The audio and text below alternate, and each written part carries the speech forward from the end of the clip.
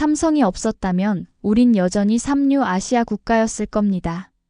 박린 광장에서 한 베트남인이 발표한 이 연설에 듣고 있던 모든 베트남 사람들이 눈물을 흘렸습니다. 베트남 GDP의 4분의 1을 책임지던 삼성. I love 삼성을 외치던 베트남 사람들에게 벌어진 혹독한 대가. 도대체 무슨 일이 있었던 걸까요? 지금부터 그 기가 막힌 사연을 들려드리겠습니다. 그 전에 좋아요와 구독 부탁드리며 바로 시작하겠습니다. 안녕하세요. 저는 응우엔 티후웅입니다. 저는 지금은 베트남 산업무역부 산업혁신국 국장으로 일하고 있지만 베트남 박린성 외곽의 작은 빈민 마을에서 태어났어요. 지금 생각해보면 제가 어렸을 때의 박린은 정말 아무것도 없는 곳이었습니다. 그 중에서도 저희 가족은 외곽 빈민 마을에서 생활했었어요. 농사를 지으시던 아버지는 결국 2007년 한국으로 일하러 가셨습니다. 외국인 노동자로 말이죠. 공장에서 하루 10시간씩 일하시며 받은 월급을 베트남으로 송금해 주셨어요. 아버지가 한국에서 벌어 보내주신 돈 덕분에 저는 박린 대학교 한국어학과에 다닐 수 있었습니다. 한국을 가시더니 늘 입버릇처럼 말씀하셨거든요. 교육이 힘이다. 한국도 그렇게 성장을 했더라. 아버지들이 고생해서 자식들 교육시켜 지금의 한국을 만들었더라. 그러니 후웅아, 한국어 잘 배워라. 이제 한국 기업들이 베트남에 많이 올 거야. 아버지가 한국에서 전화할 때마다 하시던 말씀이었습니다. 그 말씀이 현실이 된 건 2009년이었어요. 그 해 삼성에서 박린의 공장을 짓겠다고 발표했고 현지 조사를 위해 김 부장님이라는 분이 오셨습니다. 대학에서 한국어를 전공한 제가 통역을 맡게 됐어요. 처음 만나는 한국인이었는데 정말 신기했죠. 베트남 젊은이들이 이렇게 한국어를 잘해요? 정말 놀랍네요. 김 부장님이 제 통역을 듣고 감탄하시더라고요. 그리고 며칠 후 놀라운 제안을 해주셨습니다. 후웅 씨, 삼성 장학생에 지원해보지 않겠어요? 제가 추천서를 써드릴게요. 처음엔 믿기지 않았어요. 그 유명한 삼성에서 저 같은 시골 학생을 장학생으로 뽑아줄 거라고요? 하지만 김 부장님의 추천으로 지원했고 몇 달 후 합격 통지서가 왔습니다. 온 가족이 울었어요. 한국 유학 비용 전액을 지원해준다는 거였거든요. 항공료, 생활비, 기숙사비까지 모든 걸 삼성에서 대줬습니다. 정말 기적 같은 일이었어요. 한국에서 4년 동안 공부하면서 저는 완전히 다른 세상을 봤습니다. 깨끗한 도로, 질서정연한 시스템, 그리고 무엇보다 기술의 힘이 얼마나 대단한지 깨달았죠. 삼성이 왜 세계적인 기업이 될 수 있었는지 직접 눈으로 확인했어요. 하지만 한국에서 만난 베트남 사람들 중에는 좀 이상한 사람들도 있었습니다. 베트남 유학생 모임에서 만난 몇몇 근로자들이었어요. 이들은 한국에서 월 120만 원 정도를 받고 있었는데 베트남 평균 급여의 10배가 넘는 돈이었거든요. 한국 놈들이 우리를 부려먹는다. 이런 힘든 일을 시키면서 이것밖에 안 준다. 우리가 한국 경제 발전에 기여하는데 대우가 너무 박해. 그들의 불만을 들으면서 저는 정말 이해가 안 됐어요. 한국에서 번 돈으로 베트남 가족들이 집도 사고 아이들 교육도 시킬 수 있는데 왜 불만만 토로하는 걸까요? 이 사람들은 받은 혜택은 있고 불만만 기억하는구나. 그때 저는 이런 생각을 했습니다. 나중에 벌어질 일을 전혀 예상하지 못한 채 말이죠. 2013년 졸업 후 베트남으로 돌아와 산업무역부에 입직했습니다. 그런데 정말 놀라운 일이 벌어졌어요. 제가 한국에서 공부하고 있는 동안 삼성이 바로 제 고향 박린에 공장을 짓기 시작한 거였어요. 2008년 처음 투자를 발표했고 2009년 4월 정식으로 가동을 시작했습니다. 그 결과는 정말 놀라웠습니다. 불과 몇 년 만에 박린이 완전히 달라졌어요. 삼성 공장 근로자들의 기본급이 월 20만 원 정도였는데 야근 수당과 각종 혜택을 포함하면 35만 원까지 받을 수 있었어요. 이전에 농사 지으면서 한 달에 3만 원도 벌기 힘들었던 걸 생각하면 정말 엄청난 변화였죠. 새로운 상점들, 식당들, 아파트들이 우후죽순 생겨났습니다. 삼성 덕분에 집도 사고 차도 샀어요. 사랑해요, 삼성. 동네 사람들이 하는 말이었어요. 정말 많은 가정이 삼성 때문에 중산층으로 올라섰거든요. 삼성 하나가 들어온 것만으로 박린 전체가 완전히 새로운 도시로 탄생한 거였어요. 나중에는 베트남에서 가장 살기 좋은 도시 1위로 선정되기까지 했습니다. 하지만 이 행복은 얼마 가지 못했습니다. 2020년 초 제가 산업혁신국에서 삼성과 관련된 보고서를 작성하고 있을 때였습니다. 갑자기 박린 삼성 공장에서 이상한 소식이 들려왔어요. 근로자들이 노조를 결성했다는 거였죠. 처음엔 대수롭지 않게 생각했어요. 한국에서도 삼성이 노조를 허용하기 시작했다고 들었거든요. 하지만 곧 심상치 않은 분위기를 느꼈습니다. 새로 결성된 노조가 첫 번째 요구사항을 내놓았을 때 저는 정말 당황했어요. 잔업은 폐지하고 월급은 그대로 유지하라는 거였거든요. 이게 말이 되나? 속으로 생각했죠. 삼성은 이미 베트남 업계 평균보다 2배 이상의 급여를 지급하고 있었어요. 기본급만 해도 월 40만 원이었고 야근 수당까지 포함하면 70만 원까지 받을 수 있었거든요. 베트남 농촌 지역 평균 월급이 10만 원 정도였던 걸 생각하면 정말 파격적인 대우였어요. 하지만 노조 측은 달랐습니다. 소셜미디어에서 삼성은 부자니까 더 뜯어내야 한다는 글들이 확산되기 시작했어요. 페이스북 그룹에서는 한국 기업들이 베트남에서 얼마나 많은 돈을 버는데 우리한테는 이것밖에 안 주냐는 불만이 쏟아졌죠. 저는 이 상황을 처음 보고받았을 때 말없이 고개를 숙였습니다. 한국에서 만났던 그 베트남 근로자들의 모습이 떠올랐거든요. 받은 혜택은 있고 불만만 기억하는 그들의 모습이 말이에요. 설마 우리 베트남 사람들이 그런 건 아니겠지. 마음속으로는 그렇게 생각했지만 불안한 마음을 지울 수가 없었어요. 며칠 후 더 구체적인 소식이 들려왔습니다. 노조 대표 전 반투안이라는 사람이 언론과 인터뷰를 했는데 그 내용이 정말 충격적이었어요. 삼성이 베트남에서 벌어들이는 수익에 비하면 우리가 받는 건 턱없이 부족하다. 이제 우리도 목소리를 낼 때가 됐다. 야근은 우리 건강을 해치는 일이다. 삼성은 우리를 기계처럼 부려먹으면서 제대로 된 보상은 주지 않는다. 이런 말들을 들으면서 저는 정말 답답했어요. 삼성이 박린에 온 후 얼마나 많은 것이 바뀌었는지 이 사람들은 기억하지 못하는 걸까요? 동료 레민흥이 제게 조심스럽게 말했어요. 후옹 국장님, 이 문제 어떻게 보세요? 정부 차원에서 개입해야 하는 건 아닐까요? 저는 잠시 망설였다가 답했습니다. 아직은 지켜봐야 할 것 같습니다. 삼성과 노조가 대화를 통해 해결할 수 있을 거예요. 하지만 마음속으로는 불안했어요. 이런 요구가 계속되면 삼성이 어떤 반응을 보일까 싶었거든요. 그리고 제 걱정이 현실이 됐습니다. 삼성 측에서 공식 입장을 발표했어요. 현재 베트남 근로자들의 급여와 복리후생은 현지 법률을 초과하는 수준입니다. 무분별한 요구에는 응할 수 없습니다. 야근은 글로벌 제조업의 특성상 불가피한 부분이며 이에 대한 적절한 보상을 하고 있습니다. 이 발표가 나오자 노조 측은 더욱 강하게 반발했어요. 판반둥이라는 노조 간부가 기자들 앞에서 이렇게 말했습니다. 삼성은 우리를 무시하고 있다. 우리가 만든 제품으로 전 세계에서 얼마나 많은 돈을 벌고 있는데 정작 우리는 이런 대우를 받아야 하나? 이제 우리도 당당하게 우리의 권리를 주장할 것이다. 저는 이 모든 상황을 보면서 가슴이 답답했어요. 삼성이 베트남에 와서 얼마나 많은 기회를 주었는지, 박린이 얼마나 발전했는지. 이 사람들은 정말 모르는 걸까요? 그날 밤 집에 돌아와서 아버지께 전화를 드렸어요. 아버지는 여전히 한국에서 일하고 계셨거든요. 아버지, 요즘 삼성 베트남 공장에서 노조 문제가 생겼다는 거 들으셨어요? 응, 뉴스에서 봤다. 정말 한심하다. 좋은 일자리 주고 높은 급여까지 주는데 뭐가 불만이란 말이냐. 아버지의 목소리에서 실망감이 느껴졌어요. 한국에서 일하는 베트남 사람들도 다 그런 식이었다. 조금만 잘해주면 더 달라고 하고 조금만 안 들어주면 배신당했다고 난리다. 아버지의 말을 들으면서 저는 더욱 무거운 마음이 됐어요. 베트남 사람들의 이런 성향이 결국 우리 자신의 발목을 잡게 될까봐 걱정됐거든요.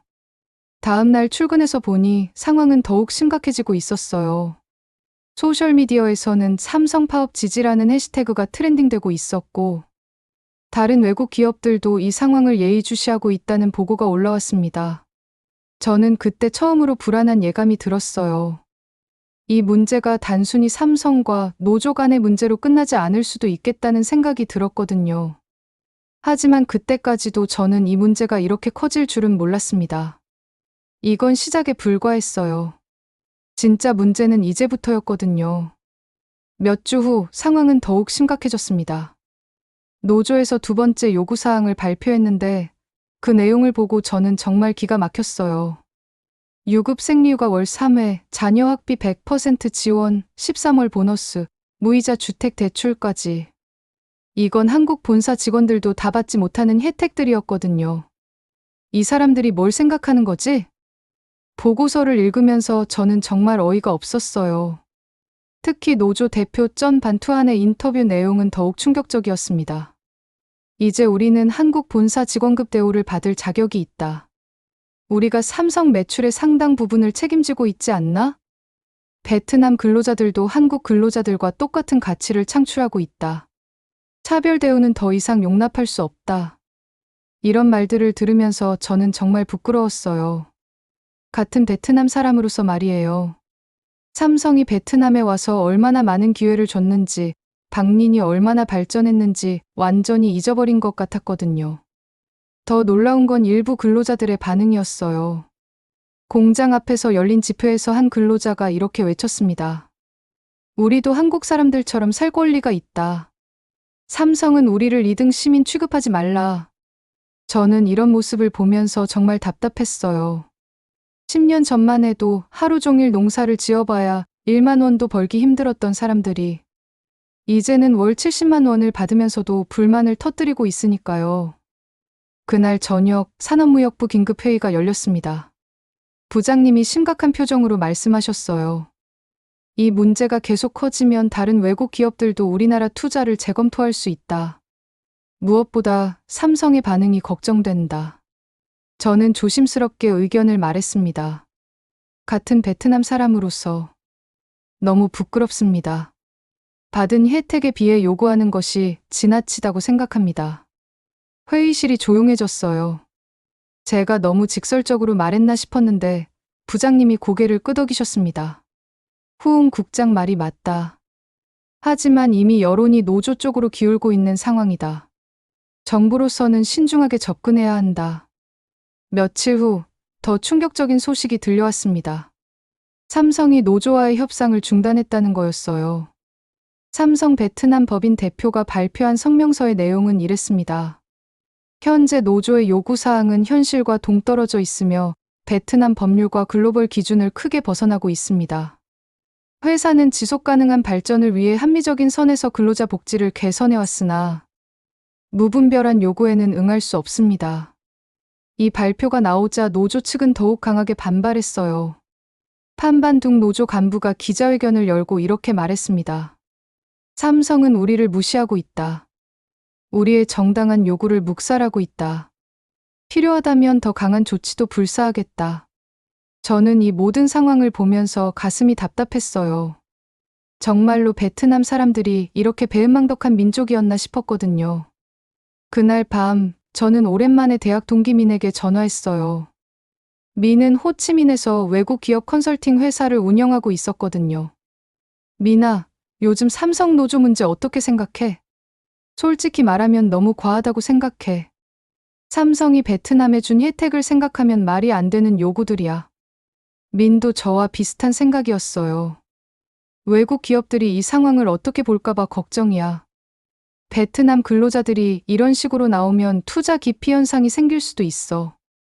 그 말을 들으면서 저는 더욱 우려스러워졌어요. 정말로 이 문제가 베트남 경제 전체에 악영향을 미칠 수도 있겠다는 생각이 들었거든요. 다음 날 출근해서 보니 상황은 더욱 심각해지고 있었어요.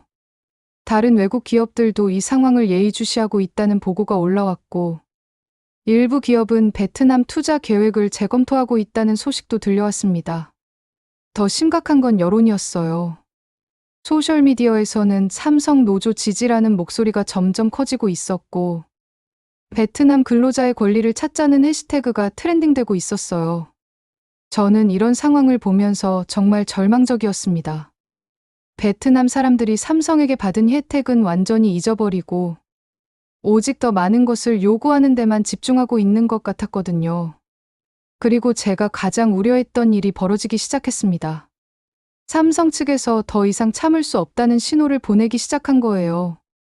하지만 그때까지도 저는 이 문제가 정말로 돌이킬 수 없는 지경까지 갈 줄은 몰랐습니다. 진짜 위기는 이제부터였거든요. 2021년 여름, 정말 상상도 못한 일이 벌어졌습니다. 삼성 베트남 공장에서 기술 유출 사건이 발생한 거예요. 처음 보고를 받았을 때 저는 정말 믿을 수 없었습니다.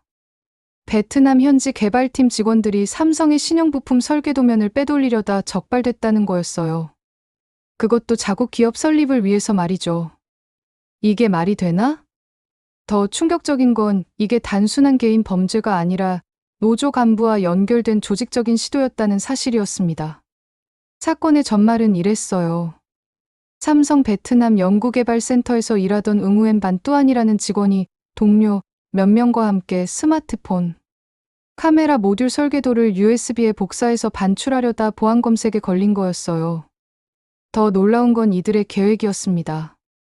이 기술을 가지고 베트남 현지 기업을 설립해서 삼성과 경쟁하려 했던 거예요. 심지어 중국 투자자들과도 연결되어 있었다고 하더라고요.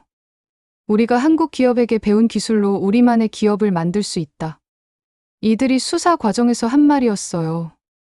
정말 기가 막혔습니다. 더 심각한 건 이 사건이 노조와 연결되어 있다는 점이었어요. 주동자 중 한 명이 노조 간부와 정기적으로 만나왔고, 베트남 기술 독립이라는 명목으로 이런 일을 벌였다는 거였어요. 이 소식이 언론에 보도되자 저는 정말 부끄러웠습니다. 정부 브리핑에서 이 사건에 대해 공식 입장을 발표해야 했는데 그때 저는 고개를 숙일 수밖에 없었어요. 우리가 받은 건 기술이 아니라 기회였습니다. 그런데 우린 그걸 훔치려 했습니다. 제가 브리핑에서 한 말이었어요. 그 순간 정말 베트남 사람으로서 부끄러움을 느꼈습니다. 더 충격적인 건 여론의 반응이었어요. 처음에는 베트남 기술 독립을 위한 영웅적 행동이라고 칭찬하는 사람들이 많았거든요. 하지만 사건의 실상이 드러나면서 여론이 바뀌기 시작했어요. 이들이 훔치려던 기술이 베트남 기술이 아니라 삼성이 수십 년간 연구개발한 핵심 기술이라는 게 밝혀진 거예요.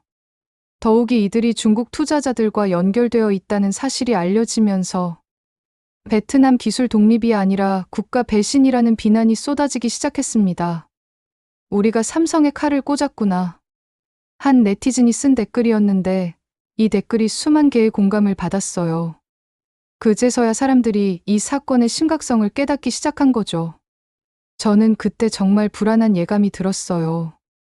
이 문제가 단순히 끝나지 않을 것 같았거든요. 챕터 5. 반전, 삼성, 철수 선언. 2021년 12월, 제가 가장 두려워했던 일이 현실이 됐습니다. 삼성 본사에서 충격적인 발표를 한 거예요. 베트남 투자 철수 고려. 인도와 인도네시아에서 적극적인 투자 요청을 받고 있는 상황. 이 뉴스가 터졌을 때 저는 정말 머릿속이 하얘졌어요. 삼성 본사 관계자가 한국 언론과의 인터뷰에서 한 말이 더욱 충격적이었어요. 베트남에서의 사업 환경이 예전 같지 않다. 노동 분쟁, 기술 유출 사건, 그리고 무분별한 요구사항들이 계속되고 있어 더 이상 지속 가능한 투자처로 보기 어렵다. 이 발표가 나오자 베트남 경제는 즉시 충격에 빠졌어요. 증시는 하루 만에 6% 폭락했고 박린 지역 부동산 가격은 27% 급락했습니다. 더 심각한 건 연쇄 반응이었어요. 삼성과 협력하던 수많은 베트남 중소기업들이 일순간에 큰 타격을 받았거든요. 박린 지역 경제는 거의 마비 상태에 빠졌어요. 그날 저녁 대통령과 총리가 직접 나서서 긴급 대책 회의를 소집했습니다. 저도 참석했는데 회의실 분위기는 정말 참담했어요. 삼성이 철수하면 베트남 GDP가 4분의 1 감소한다는 분석이 나왔다. 경제기획부 장관이 보고하는 내용이었어요. 모든 참석자들이 충격에 빠졌습니다. 그때 대통령이 저를 바라보며 말씀하셨어요. 후웅 국장, 자네가 삼성 장학생 출신이고 이 분야 전문가 아닌가? 솔직한 의견을 들려주게. 저는 잠시 망설였다가 답했습니다. 삼성은 한 기업이 아니라 이 나라 산업의 뼈대였습니다. 노조의 무리한 요구, 기술 유출 사건, 그리고 무엇보다 베트남 국민들의 배은망덕한 태도가 이 결과를 가져왔다고 생각합니다. 그날 회의에서 저는 대통령으로부터 이 위기 수습의 총괄 책임을 맡게 됐어요. 다음 날부터 저는 정말 바쁘게 움직였어요. 삼성 본사와 직접 연락을 취해서 상황을 파악하려 했습니다. 하지만 삼성 측의 반응은 차갑기만 했어요. 이미 인도와 인도네시아의 대체 투자 계획을 수립했다. 이런 답변만 돌아왔어요. 정말 절망적이었습니다. 며칠 후 더 충격적인 소식이 들려왔어요. 삼성뿐만 아니라 다른 한국 기업들도 베트남 투자를 재검토하고 있다는 거였어요. 그 와중에 베트남 국민들의 반응도 서서히 바뀌기 시작했어요. 삼성 철수 소식이 전해지자 많은 사람들이 비로소 심각성을 깨닫기 시작한 거예요. 삼성이 정말 떠나면 우리 어떻게 살지? 이런 반응들이 나오기 시작했어요. 하지만 이미 늦었을 수도 있다는 생각이 들었습니다. 삼성 철수 발표 후 일주일이 지나자 베트남 사회 전체가 혼란에 빠졌습니다. 방린 지역 근로자들의 가족들이 방송에 출연해서 절망적인 목소리를 내기 시작했어요. 삼성이 나가면 우리 정말 굶어요. 다른 일자리는 월급이 절반도 안 돼요. 아이들 학비는 어떻게 내요? 집 대출은 어떻게 갚아요? 이런 인터뷰들이 연일 방송됐어요. 그제서야 사람들이 삼성이 자신들의 삶에 얼마나 중요한지 깨닫기 시작한 거죠. 그때 대통령이 저를 불러서 말씀하셨어요. 후웅 국장, 국민들 앞에서 이 상황에 대해 솔직하게 이야기해주게. 자네가 삼성 장학생 출신이고 이 문제를 가장 잘 아는 사람 아닌가? 저는 방린 광장에서 전 국민을 대상으로 연설하기로 결심했습니다. 2022년 1월 15일 방린 광장에는 수천 명의 시민들이 모였어요. 저는 연단에 서서 마이크를 잡았습니다. 여러분, 저는 응우엔 티후웅입니다. 산업무역부 산업혁신국장이지만 그 이전에 여러분과 같은 방린 사람입니다. 삼성이 없었다면 여긴 여전히 지늘길이었을 겁니다. 제가 어렸을 때 이 방린이 어땠는지 기억합니다. 비가 오면 온통 진흙탕이었고 집이라고 해봐야 함석지붕에 벽돌 몇 장이 전부였어요. 그런데 지금 우리가 어떻게 살고 있나요? 포장도로, 깨끗한 집, 좋은 학교, 그리고 무엇보다 안정적인 일자리. 이 모든 것이 삼성 덕분 아닌가요? 우리가 삼성에 요구했던 것들을 다시 생각해 보세요. 너무 과하지 않았나요? 월 70만 원을 받으면서도 더 달라고 했죠. 한국 본사 직원급 대우를 해달라고 했어요. 더 심각한 건 기술 유출 사건이었어요. 우리가 삼성에서 배운 기술을 훔쳐서 삼성과 경쟁하려 했다고요? 이건 정말 배은망덕한 일이었습니다. 제 목소리가 떨리기 시작했어요. 감정이 복받쳐 올랐거든요. 삼성이 우리에게 준 건 단순히 기술이 아니었어요. 기회였습니다. 우리 아이들이 더 나은 교육을 받을 수 있는 기회. 우리 가족이 더 나은 삶을 살 수 있는 기회를 준 거였어요. 잘해줄 때 배신하지 말고 그 은혜에 보답해야 합니다. 우리는 이미 한 번 실수했습니다. 두 번의 실수는 용서받지 못합니다. 이때 광장에서 울음소리가 들리기 시작했어요. 조금만 잘해줘도 금세 배신하는 민족성이라는 말이 나올 수 있어요. 그런 말 더 이상 베트남에서는 나오지 않게 해야 합니다. 연설이 끝나자 모든 사람들이 박수를 쳤습니다. 많은 사람들이 울고 있었어요. 연설 영상은 즉시 전국으로 확산됐고 댓글들도 변하기 시작했어요. 우리가 정말 잘못했다. 삼성에게 사과해야 한다. 드디어 베트남 국민들이 진실을 깨닫기 시작한 거였습니다. 제 연설이 화제가 되면서 베트남 사회 전체에 반성의 분위기가 퍼지기 시작했어요. 하지만 삼성의 마음을 돌리기에는 이미 늦었을 수도 있다는 생각이 들었습니다. 며칠 후 대통령이 직접 국민 담화를 발표했어요. 삼성과의 관계는 단순한 기업 간의 관계가 아니라 국가 전략입니다. 우리는 이 위기를 반드시 극복해야 합니다. 대통령의 담화 후 정부는 즉각 행동에 나섰어요. 노조를 해산시키고 기술 유출 사건의 주동자들을 구속했습니다. 하지만 가장 중요한 건 삼성 본사를 설득하는 것이었습니다. 대통령이 저에게 직접 지시하셨어요. 후웅 국장, 자네가 직접 서울에 가서 삼성 본사와 협상해주게. 2022년 2월, 저는 서울 삼성 본사에 도착했어요. 삼성 글로벌 전략실 김 이사와의 면담이 예정되어 있었는데, 처음 만났을 때 분위기가 정말 차갑더라고요. 후웅 국장님, 베트남 상황에 대해 저희도 잘 알고 있습니다. 하지만 이미 인도와 인도네시아의 대체 투자 계획을 수립했습니다. 김 이사의 말은 정말 차갑고 단호했어요. 하지만 저는 포기할 수 없었습니다. 김 이사님, 베트남 정부는 이번 사태에 대해 깊이 반성하고 있습니다. 베트남 국민들 스스로가 잘못을 깨닫고 있어요. 하지만 김 이사의 반응은 여전히 차가웠어요. 말로는 쉽죠. 하지만 삼성이 요구하는 건 말이 아니라 실질적인 보장입니다. 베트남 정부가 정말 진심이라면 산업기밀보호법을 제정해야 합니다. 저는 그 말을 듣고 조금 희망이 생겼어요. 완전히 문을 닫은 건 아니라는 뜻이었거든요. 그 법이 제정되면 베트남 투자를 재개하실 건가요? 법 제정 없이는 복귀가 불가능합니다. 이건 삼성의 최종 조건입니다. 저는 즉시 베트남으로 돌아가서 대통령에게 보고했어요. 대통령은 즉시 결단을 내렸습니다. 산업기밀보호법을 제정하자. 이것이 베트남 미래를 위한 길이다. 법 제정 과정은 쉽지 않았어요. 일부 의원들이 외국 기업에 굴복하는 것이라며 반대했거든요. 하지만 저는 계속 설득했습니다. 이건 외국 기업에게 굴복하는 게 아니라 베트남의 미래를 위한 투자입니다. 우리가 신뢰할 수 있는 국가라는 걸 보여주는 거예요. 결국 몇 달간의 치열한 논의 끝에 산업기밀보호법이 통과됐어요. 기술 유출 시 최대 20년 징역과 거액의 벌금을 부과하는 강력한 법이었습니다. 법이 통과되자 고위층에서는 제 능력을 인정하기 시작했어요. 대통령이 저를 불러서 말씀하셨어요. 후웅 국장, 자네의 결단력과 책임감에 감명받았다. 산업부 차관보로 승진을 고려하고 있다. 며칠 후 정말 기적 같은 소식이 들려왔어요. 삼성에서 베트남 투자 재개를 검토하겠다고 발표한 거였습니다.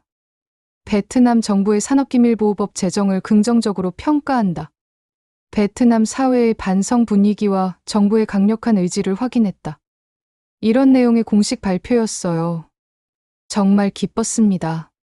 하지만 삼성의 조건은 여전히 까다로웠어요. 완전한 신뢰 회복까지는 시간이 필요하다는 입장이었거든요. 그래도 이 정도면 일단 위기는 넘겼다고 생각했어요. 베트남이 다시 한번 기회를 얻은 거였으니까요. 2022년 하반기 드디어 기적이 일어났습니다. 산업기밀보호법이 정식으로 발효된 후 삼성에서 정말 놀라운 발표를 했어요. 베트남 생산라인 재가동 및 추가 투자 계획 발표.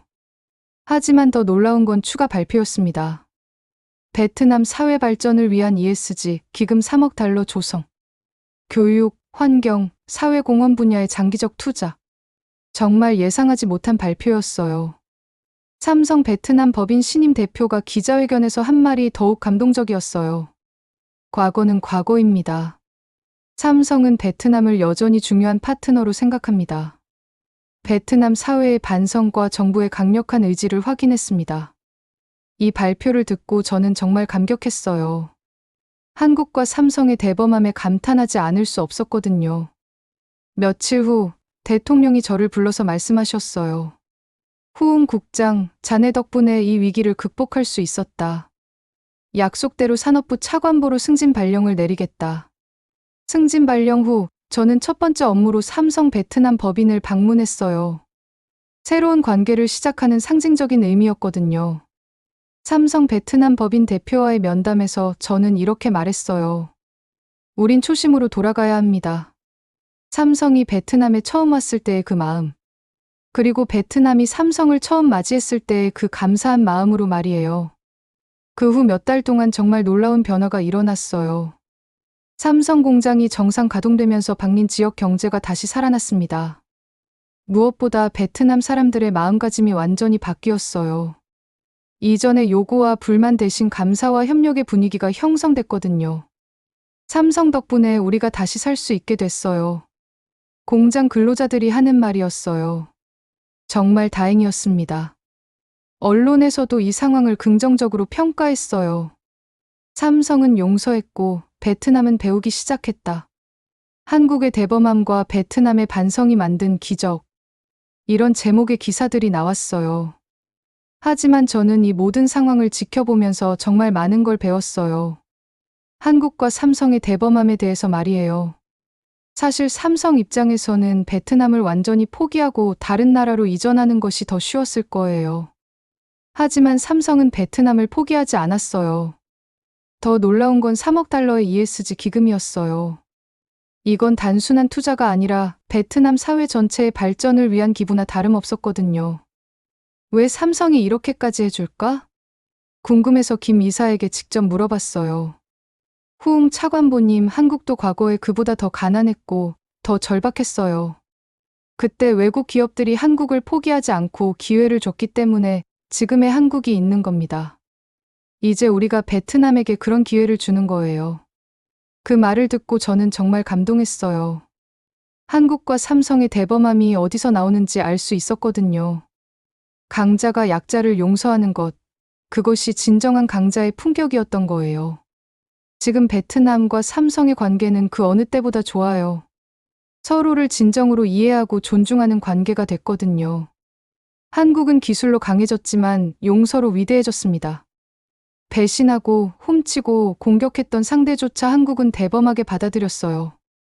우리가 누군가를 용서할 수 있는 건 우리가 얼마나 강해졌는지를 증명하는 방식이기도 해요. 이게 바로 진짜 강자의 품격 아닐까요? 여러분 오늘 사연 어떠셨나요? 배신하고 훔치고 공격했던 상대조차 한국은 대범하게 받아들였습니다. 한국은 과거에 그보다 더 가난했고 더 절박했기 때문입니다.